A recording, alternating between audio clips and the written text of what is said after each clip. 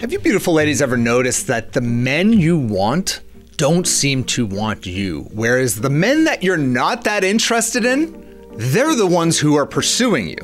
And if you've ever experienced this, it can be super frustrating, something I've certainly gone through myself back when I was single.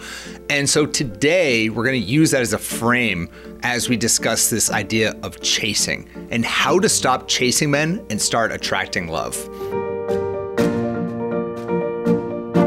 Gary, you ready to get this thing rolling? What do you think? I am. I love this topic of chasing. And for whatever reason, chasing always makes me think of what happens when you have a puppy. Right. And so trust me, I'm going to bring this back. Friends of ours just got a puppy. It's a rescue, super sweet, super cute dog. It reminds me of when we got our dog, who he's now 9 years old, super smart, awesome dog. But when he was a puppy, he's a little crapper. Like he would get out and he'd sit in the yard and he'd stare at you. And as soon as you started going after him, what would he do? Take off running. And so you can't catch a puppy. Like they're too fast. They're too wily. Like it's just impossible. So the only thing that you could possibly do is every time you chase, he ran. So what you do is you look at him, you turn around and start walking away. And what would he do? He would chase you. And so it's the same thing with guys. And we have to learn to fight some of those natural impulses that we have about chasing. And that's really what we're going to be talking about today. Yeah, at the end of the day, us men, we're just a bunch of puppies. We need to be trained and we need to... Housebroken, true. Housebroken, 100%. If a guy's not housebroken, he's not right for you. And it really is true in so many areas of our life where we chase the very thing that we want. It actually pushes us away. Like, I always think like chasing love is kind of like chasing money. Like the harder you chase after that thing, the harder it is to actually achieve that thing. Like when it comes to money, the best way to make money is to just add value and then the money comes. It's like you don't actually chase the thing. And so by definition, I feel like chasing comes down to an acknowledgement that you're lacking some type of fulfillment in the connection. You're chasing after a thing that you do not have. And you chase really when you're chasing, it means that you don't have what it is that you want. Right, Gary? Yeah, I think, that chasing feeling, at least when you hear our clients describe it, it feels frantic. It feels chaotic. There's this sense of being insufficient or falling short. It's this chronic longing. It's wanting, it's wishing. It's just there's something missing and they're trying so desperately to get it. And it seems like that's the answer. Now, I also think there's another side to this where, some folks listening to this might think, I'm not chasing for any of those reasons. I'm not chasing because I lack something and I just know what I want. And I'm going to go out and get that thing. I have it pinpointed. I know what I want. I'm going to get it. Now, imagine this from the other side. Imagine if you learned that a guy's whole life and what he was focused on right now, all he was trying to do was find a wife or find a girlfriend. You'd kind of wonder, like, seriously, dude, like, what else do you have going on? Like, is that really it? And so as much as having a goal of finding a partner to share your life with is amazing, sometimes that type A go-getter side, it just can't be your whole persona. Like it can't be that your only goal is to find a partner. It just doesn't make you that interesting. And so you have to watch being masculine. And this is like one of those times where what works at work may not work in love. Right. It makes so much sense. And the same thing, by the way, plays into when I would coach men. It's not like I would teach men to chase after women. Yeah, there's definitely a different level of pursuit, especially through the dating process. But chasing is a very different mindset. It's a very different frame.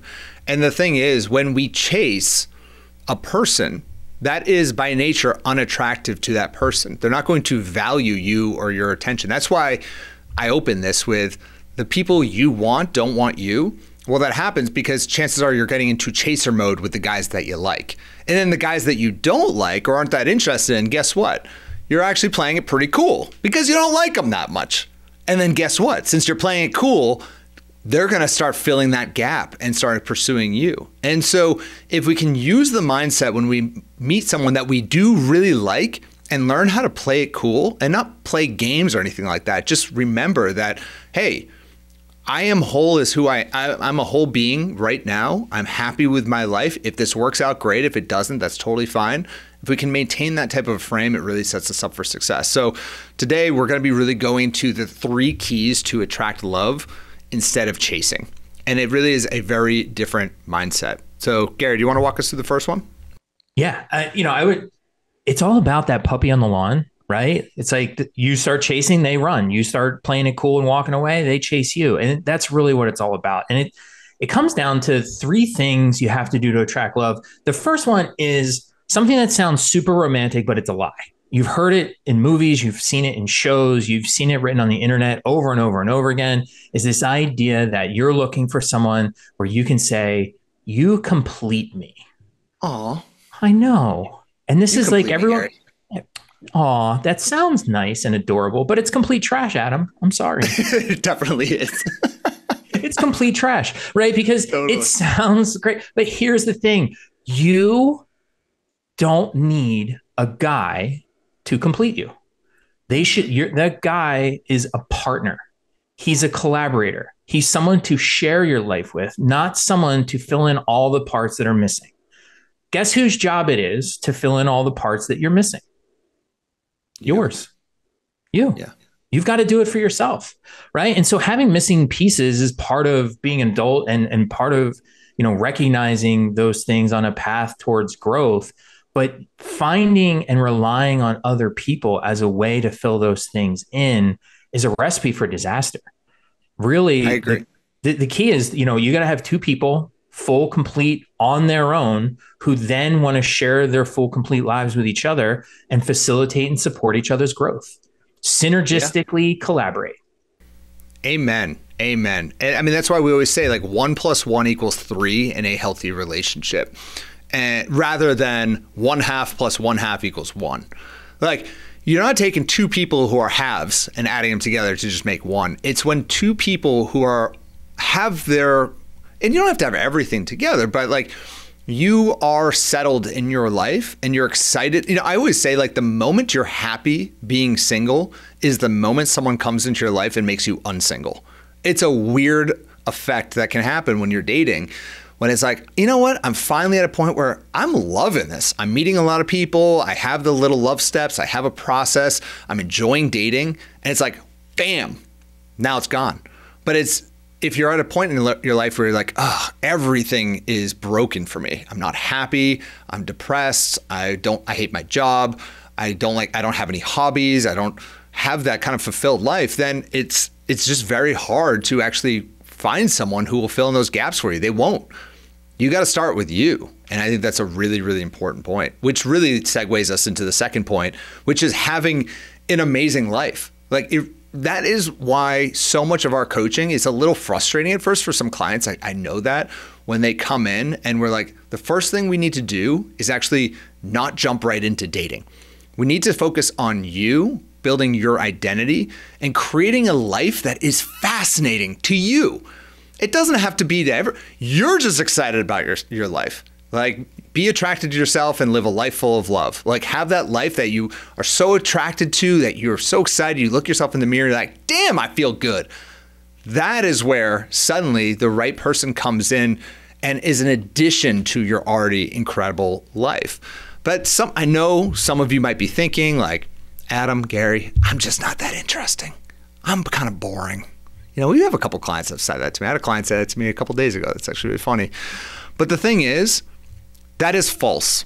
I've never met a person who wasn't interesting in some area of their life.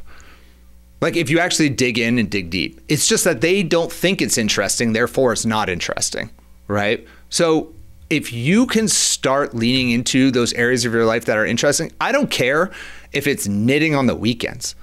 That can be interesting if you're excited about it. So I would really challenge everyone listening to track what Gary has called your interesting inventory. I love this. It's where you take a hard look at your life and take real inventory of the things about you that make you special and interesting. Where have you traveled? Accomplishments, awards that you've had. What would be something that someone would never guess about you? What else, Gary? What's your happy place? What attributes do other people point out about you? Like, what do your friends say? Like, oh, she is so blank, right? Because it's a lot of times it's not things you would necessarily say about yourself. So, thinking about how your friends think of you is helpful. What funny stories do you have? What fun things have you done in life? What surprising things have happened to you? What are you an expert on? Everyone's an expert on everything. And then just like, what are some of your weird habits? You might be thinking like weird habits, like, why do I want to share that? Because it's interesting. And no one cares. Like, I'll tell you, one of my weird habits is it doesn't matter what size of a piece of paper towel I pull off of the paper towel roll, I will always rip it in half. That's just a weird quirk, dude. That's stupid. I like you like 1% less at this point for hearing that. Right. That but is it's weird. maddening. And it's like sharing something like that is interesting. And then it shows how you can kind of like look at yourself and laugh at yourself and be like, oh, isn't that kind of dumb? Like what a weird thing to do. I'd also just say with this interesting inventory and this idea of like, I'm not that interesting. You're not that interesting to yourself because you've lived with yourself for decades. This is like who you've been forever. We have a client who was a CIA agent and model. And she was one of the ones that said, I'm just not that interesting. I was like, well, what have you done about CIA agent model? Like, wait, what? Like if that nothing, I don't know to you, Adam, but like, nothing could be more interesting to me. Like I would want fascinating, right? Fascinating. Like I have so many questions. And she was like, I'm just not that interesting. It's like, wait, what? And so This is just a matter of taking a little bit of perspective and realizing like, look at yourself through brand new eyes. And if you catalog all of these different things, you have a ton to be interesting about. Now, here's the great thing once you do that. The other thing about your amazing life is you need to compile for yourself a greatest hits tape, right? Like, what are the best things about you? What are your go-to stories? What are the go-to things about yourself that are the most interesting? When you start dating, you're going to go on more than one first date with more than one different guy. Use the same material.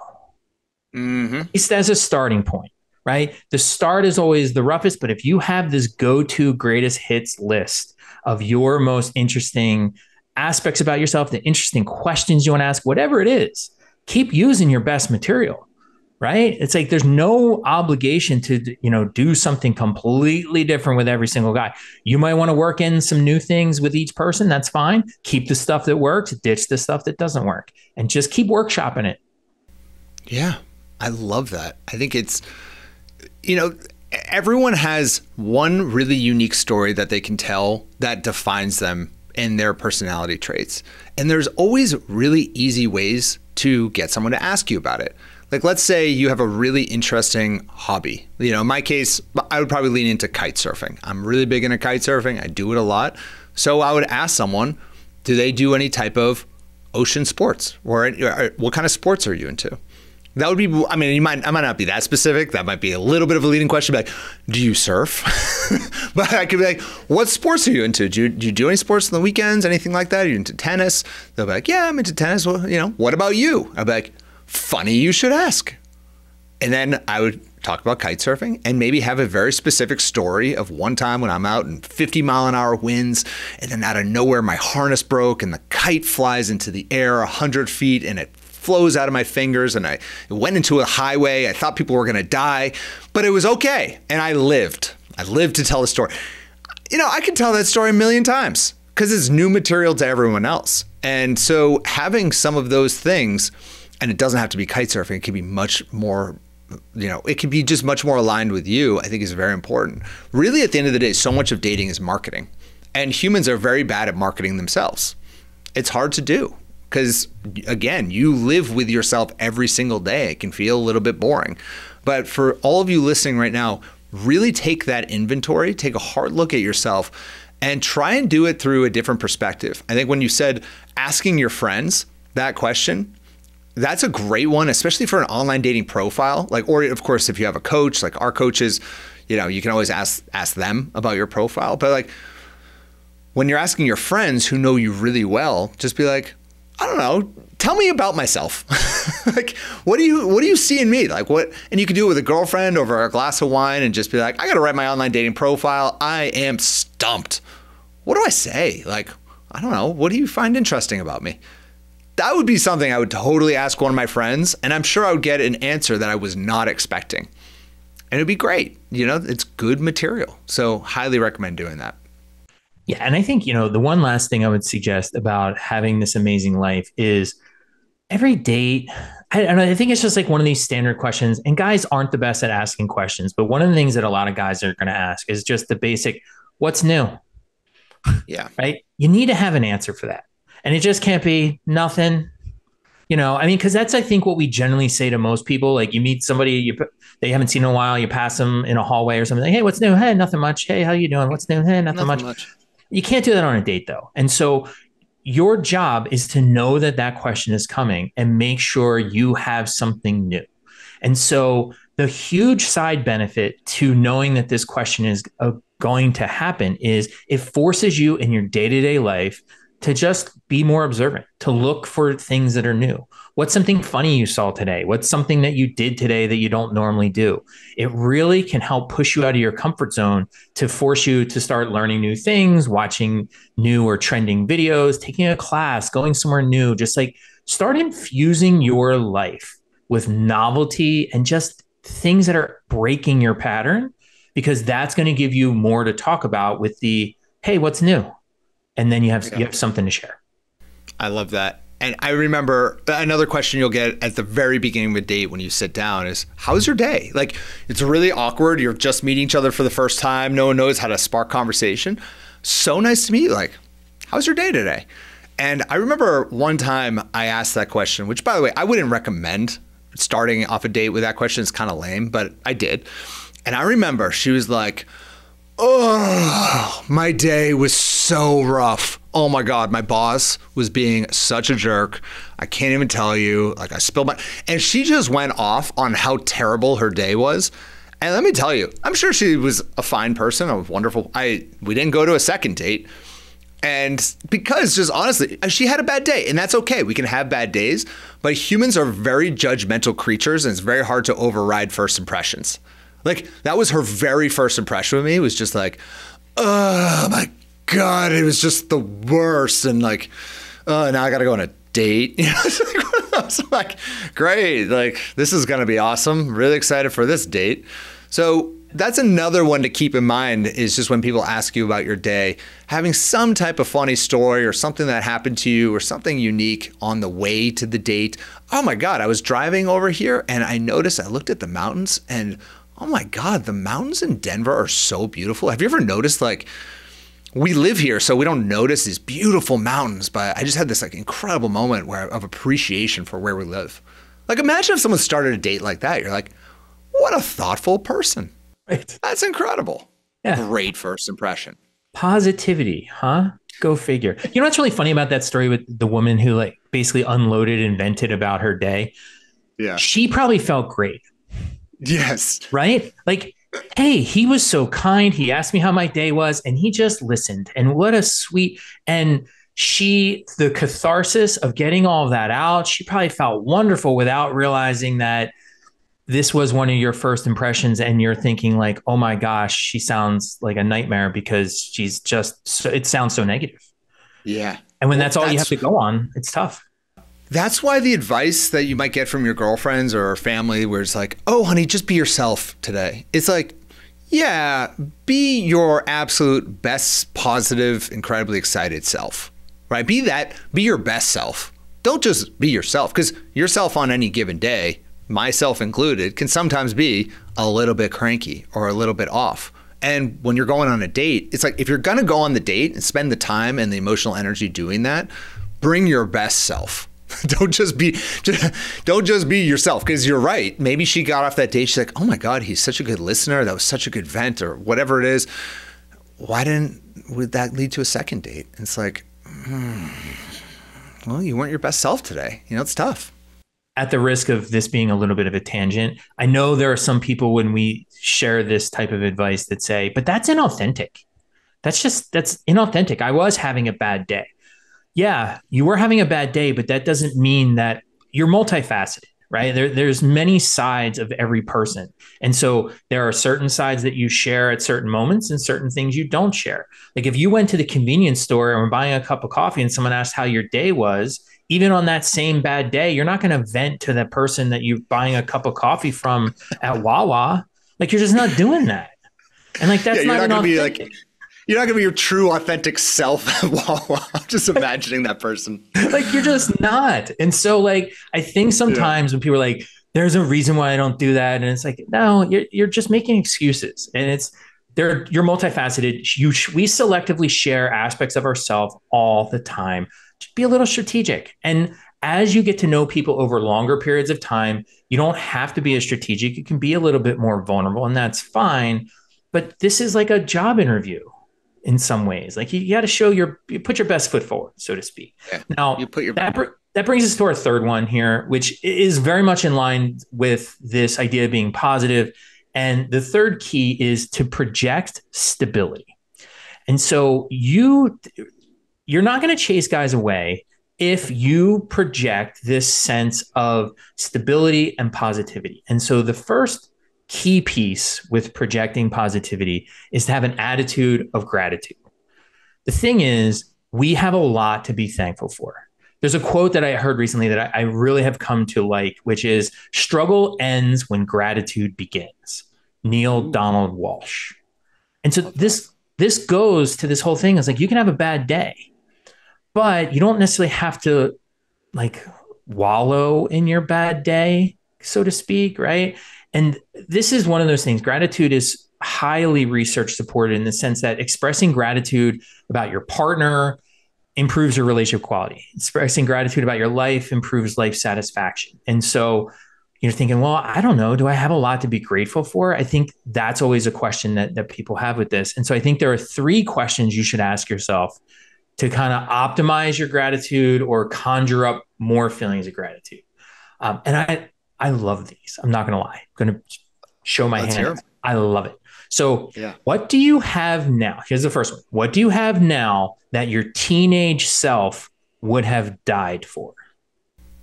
My motorcycle. Right. Am I supposed to answer these? I'm going to. I'm doing it in my head. But like, think about it. Like your motorcycle, your wife, your house, your salary. Like there's so much we all have right now that when you were 15 and you projected into the future, you would have been thrilled if you would have had half of the stuff you have now.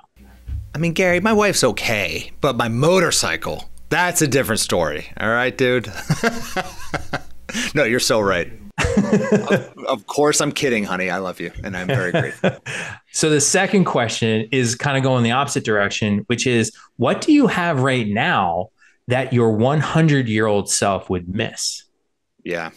Right? That's the big one. That's a huge one. Like, what? I mean, it could even be, what do you have right now that you're going to miss in 5 years? Right?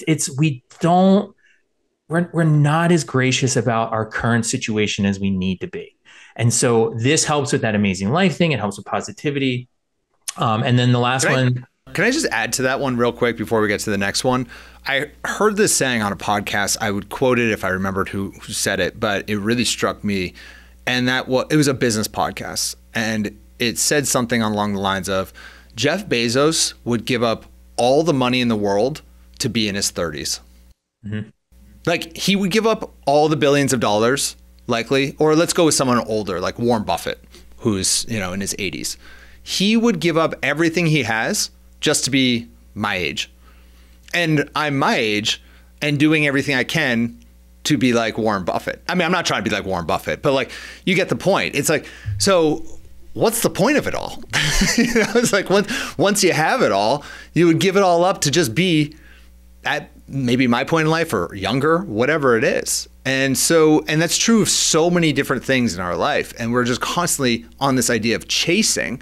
We're chasing that next thing. It's like, maybe if you're 15 years married, you would love a day in your shoes being single and going on a date because it's kind of fun. Right? But you're chasing being in a relationship. So it's such an interesting frame to put on any moment in life because, it gives you just a little bit of pause to think, wow, I really do have it pretty good right now. regardless of your age or where you are. Yeah, and it's like we said at the top of this, chasing comes from a lack of fulfillment. And so one of the things that gratitude does is it fills in the blank, right? It allows you to realize that you are a lot more fulfilled than maybe you're giving yourself credit for, which then makes it so you don't have to chase that piece that's missing because maybe it's not missing in the first place, right? It's important. And so that third question to cultivate gratitude is, what's going well for me that I take for granted that others don't have? And so we tend to compare ourselves. Like, if you want to feel bad about yourself on any given day, find someone, to compare to that's doing a little bit better, and you can make yourself miserable. But we don't necessarily enough just kind of appreciate the things in our day. You have a roof over your head, right? Like, not everybody has that. You have job stability. Not everybody has, like, there's a bunch of things that just seem so basic that not everybody has. And that gives you a sense of gratitude as well. Yeah, I love that. I love that. And I think on this idea of gratitude, another important part of projecting stability and just being a stable person is learning to actually live in the present. Because the easiest way to feel bad about yourself is to be worrying about the future or having regrets about the past. And so I really encourage everyone to start harnessing the power of being where your feet are right now. I mean, just stay in the now and appreciate it. Don't live in the past. I get it. Your past relationships haven't worked out. Maybe you've gone through a divorce and it's infecting your current relationships. But it's time to start dropping some of that baggage off and start living in the present now. And don't worry about the future. Right now, you're in an exciting period of time in life. You get to date, you get to explore people, you get to meet a lot of new people. And so, I really think that, and God, it's so weird for me to give this advice because I'm the ultimate future thinker. So it's really hard for me to do that. But if I ever find myself going down that rabbit hole, I go through the gratitude, similar questions like that. I try to, and suddenly it just reframes everything you're going through in that given moment. And I think, one other piece of stability with future thinking is, excuse me, sometimes people, when things are going well, they get this it's suspicious that things are going well. And so they start conjuring up problems. They start playing the what if, what if this could go wrong? And what if, and it's like all of this worrying creates this sense of neediness that then leads you to start chasing yet again. And so, again, just got to be where you're at and not worry so much about the past or the future. Enjoy the moment, make the best possible choices you can. Which brings us to the last piece for stability. Real quick one is, you want someone to share your life with. You don't want to need someone to take care of you. And I think that's really important because I think there is sometimes, and I see it sometimes with clients, is this wanting, I need someone to take care of me. I want someone to take care of me. It's like, you really don't. And I'll tell you who doesn't want that. Guys. Yeah. Right? Guys don't want something extra to take care of. They will take care of you. Don't get me wrong. That's not what I'm saying, but it's we don't want to, when we first meet somebody, have this sense of gosh, they're always going to need me. They're going to need me for all this. They're going to need me for that. It's they don't have their life together. So I gotta, people have enough of their own things going on. They don't want something else added to their list of things they need to do or take care of. And so you want to make sure that you, again, full, complete life, stable, you're there, you're a rock as well. So you can be there for him. And for those of you who might get triggered by what Gary just said, just flip men with women. If we said to you all, you don't want someone to have to take care of you, you'd be like, you go guys, you're so right. You'd be like, oh my God, they are so on my page. I totally agree. So for those of you who heard that and were like, I don't know, that feels icky. I don't want a guy to take care of me. And yeah, I mean, he should take care of me. It's well, just flip it around. And the thing is, in true partnerships, you are both taking care of each other and you're providing an added layer of support. But all of this really comes down to being comfortable with yourself today. And so whenever someone asks me, what words can I say to make it appear like I'm not chasing him? I've gotten questions like that, and I'm like, the question itself tells me everything of what's wrong with the situation.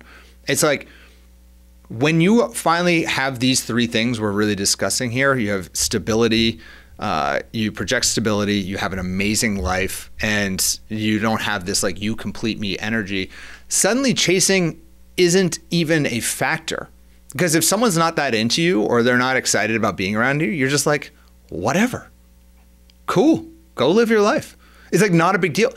Emotionally, that's like the enlightenment period that you can get to. Everyone listening, you can really get to that point where it's just like, if they're not into me, I'm not attracted to them anymore. Why would I be attracted to someone that isn't investing their energy in me?